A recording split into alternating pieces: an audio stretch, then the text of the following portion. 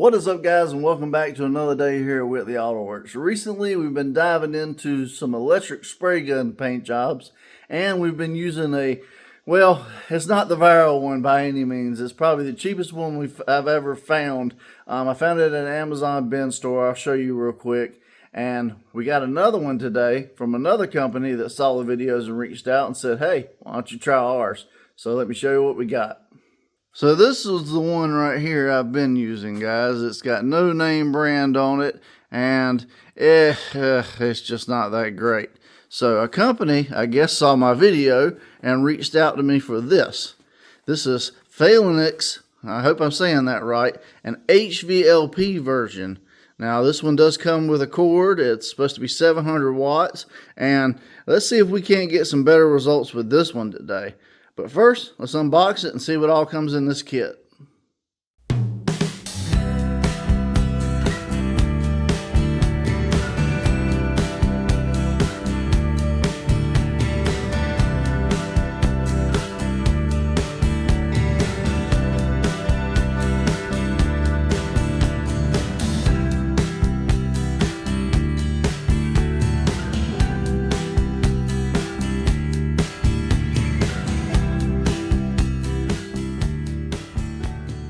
Alright guys, so first thoughts. Man, this looks like a much better electric spray gun than the one I had before.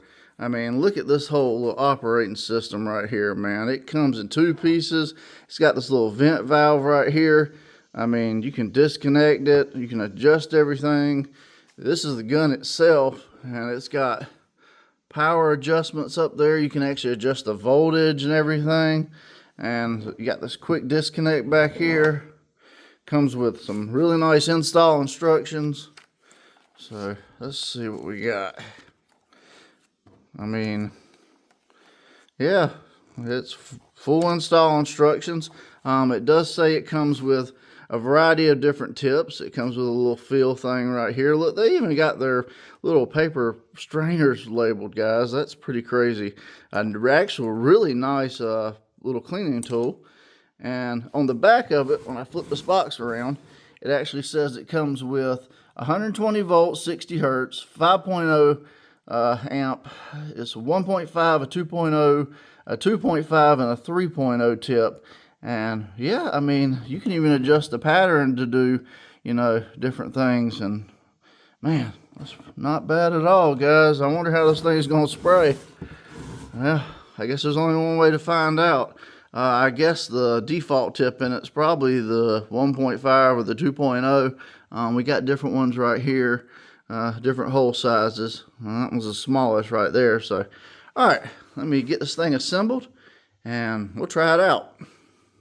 All right, so let's try and assemble this thing real quick and see what we got. So I guess, you know, it's gonna come in two pieces. As far as taking it apart, you got this little screw tab right here. Just unscrew it. And that falls out. Oh, let's see what we got. All right. Oh, that just pops out.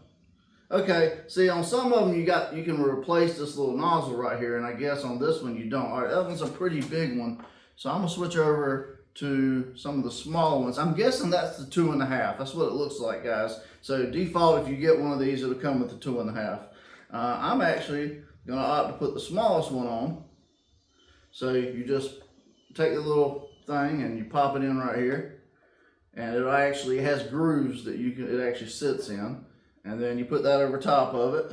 That's the nozzle, and then you can actually take and adjust this nozzle depending on which way you turn this nozzle is how your spray pattern is going to be. So in a minute I'll set up some cardboard paper like we've done on the previous one, and we'll try it out at different ones. So you'll barely loosen it, and then you can turn the nozzle.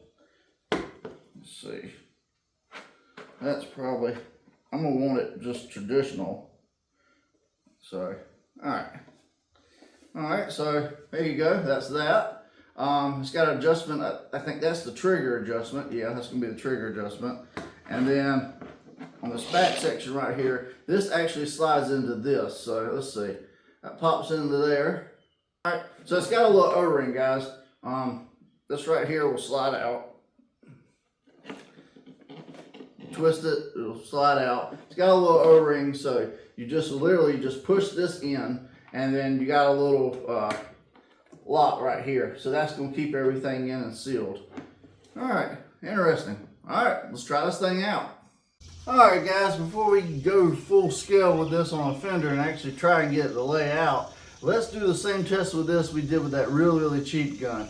I put the smallest tip on this. According to the kit, it's a 1.5 tip. This one has a lot more adjustments, guys. It has a little trigger adjustment and a power setting adjustment where you can adjust the voltage that the motor's getting. So we should be able to get a pretty good pattern. You can even adjust this and set the pattern up to where it does a circle pattern instead of the oval football pattern that everybody, you know, typically sprays with. But I'm gonna still be using the traditional pattern and everything. And let's see what kind of fan power we can get. Because if you remember on the other one, at wide open fan pattern, I could only get about a 4-inch pattern, which was just, that sucked. So, all right, well, let's see what we get right out of the box.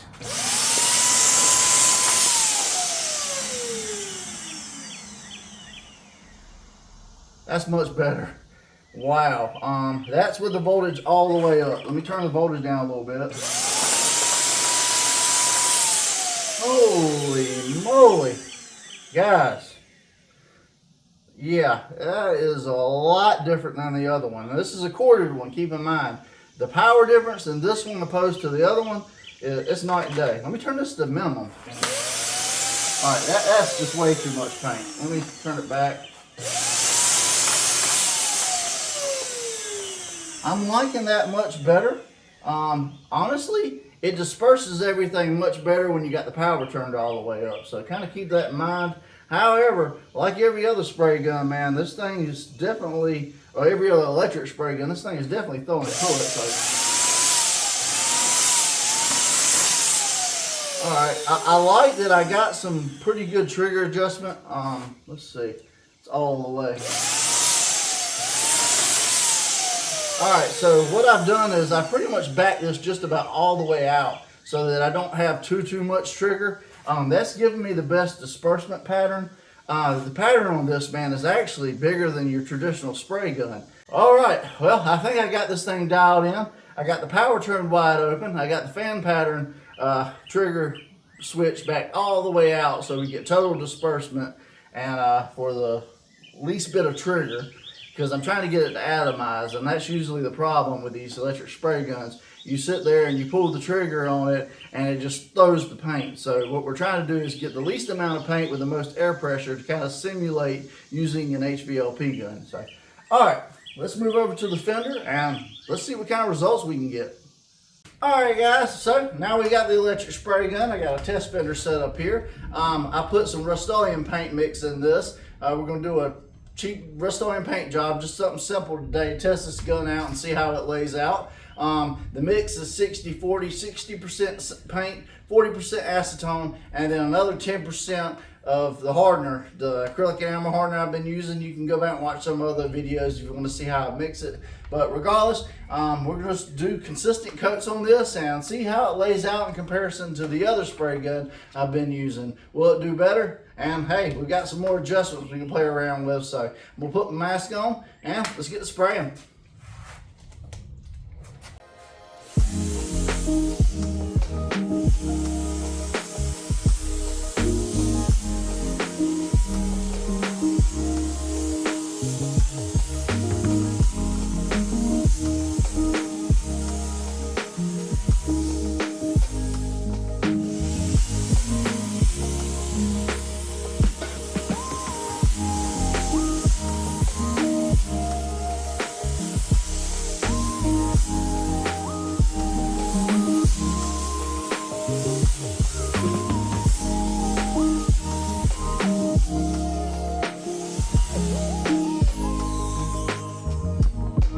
Alright guys, so this is how it's looking after one light coat, one heavy coat. We're about to get some storms, so I'm going to have to stop, but because I don't want to get a whole bunch of moisture build up.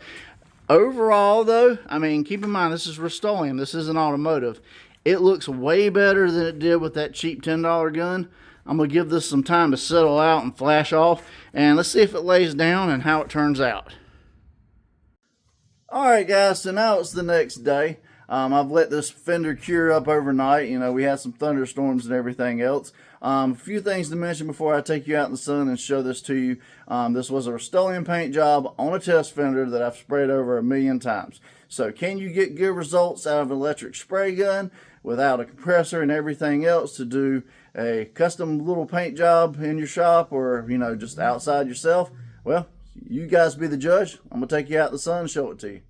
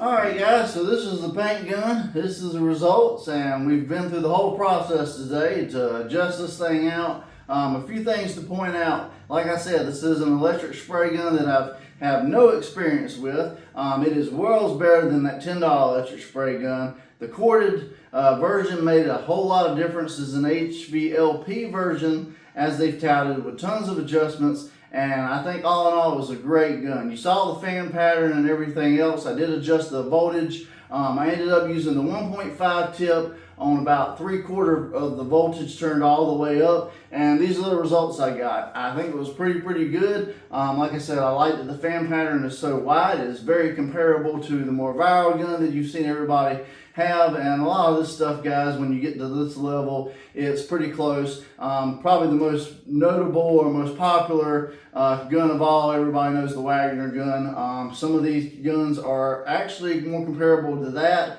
probably a little bit more powerful, with some more adjustments, and I definitely recommend this to anybody that's looking to get by without a compressor and wants to do projects. And can you get a good paint job out of it? Yes, it will take some time and just messing with it, but I will have links in the description to this gun today. If you like this spray out, if you like the gun and everything you saw, definitely click those links and go check it out for yourself.